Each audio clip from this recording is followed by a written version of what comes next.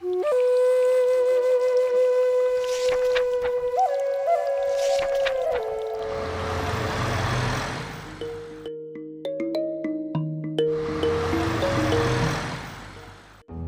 Ghanaian child is entitled to the rights to education, health, shelter, and identity. Although every child is expected to enjoy these rights, it is not so in the case of children who spend their present and possible future on the street.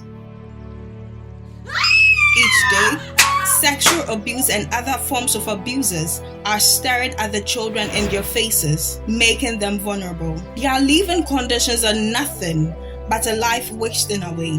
We look on, seeing their future sinking rapidly.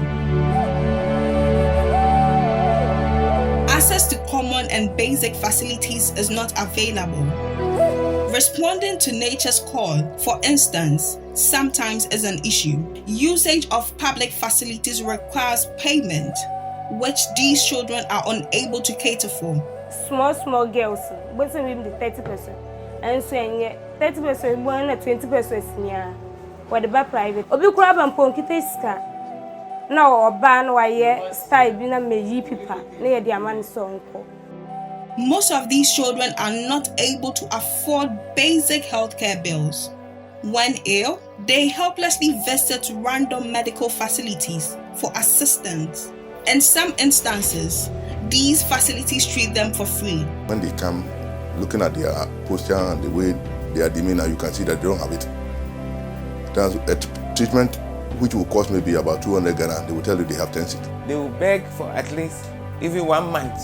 And if you charge them, that means you are taking a whole month's money. So it's better you let it go. In partnership with medical doctors, clinical psychologists, dietitians, medical laboratory scientists, and nurses, Child Rights International carried out an outreach to ascertain the medical conditions of children on the streets, ailments they are mostly afflicted with, and their psychological states.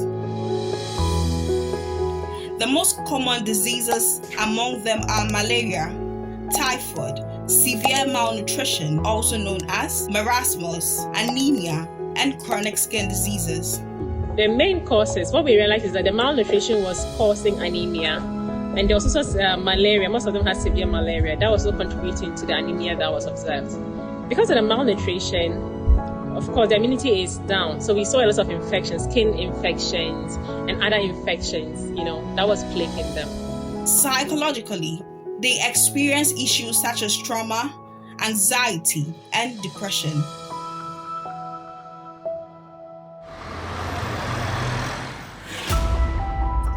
After an intense day's work of begging on the street, the child is not offered the comfort of a good sleep at night.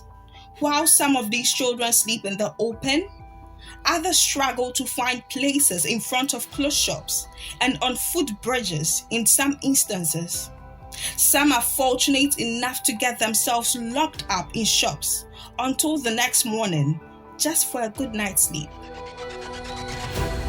Despite the appalling conditions of their places of rest, the average street child gets only 4 to 5 hours of sleep. The children wake up as early as 3 a.m. and start their preparations to beg for alms on the streets, while others escort adults who are physically challenged to beg. We look on as though we have no eyes to see the gradual destruction of the whole generation. Though the outlook may be bleak, all hope is not lost for our children on the street. If we make a conscious effort to help, we can put the children back on track. Our future needs to leave the street and come home. A home where children can smile, and their beaming smiles shall provide society with comfort. Miaro, miara, endo miaro, miara, ejumeidie, hinabeye, miaro, miara, endo miaro, miara, obrei,